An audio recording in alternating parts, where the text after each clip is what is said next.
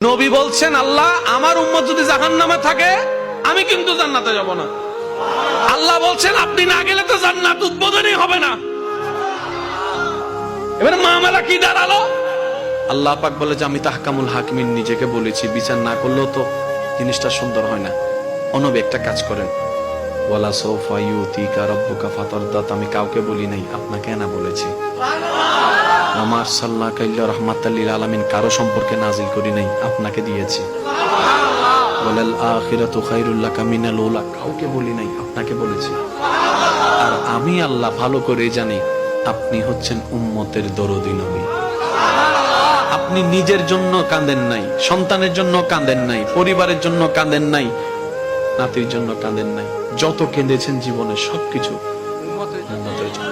এমনকি হাসরের ময়দানে যখন সর্বপ্রথম আমাদের নবীকে আল্লাহর হুকুমে তোলা হবে, আমাদের নবী উঠেই জিব্রাইল আলাইহিস সালামকে প্রথম প্রশ্ন করবে, ও আমার ভাই জিব্রাইল, আমার উম্মত গুলা কোথায়? আইনা উম্মতি, আইনা উম্মতি, আমার উম্মত কোথায়? আমার উম্মত কোথায়? আমার উম্মত কোথায়? আমি উঠার আগেই নাকি আমার উম্মতকে জাহান্নামে দিয়ে দিয়েছো নাকি? কোনো আমার উম্মত কোনো জাহান্নামে চলে গেছে নাকি?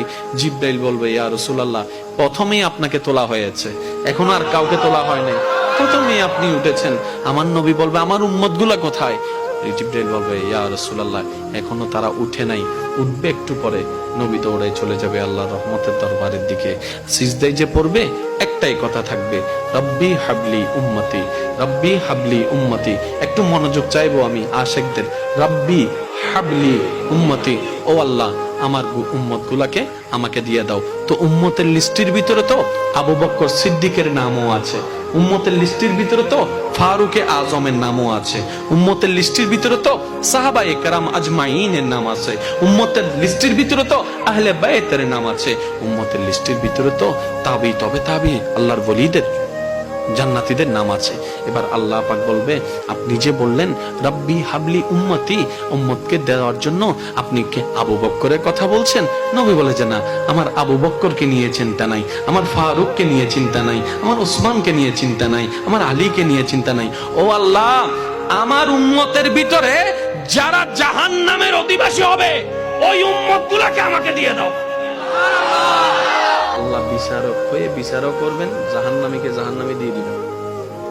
আহকামুল হাকিমের দায়িত্ব শেষ।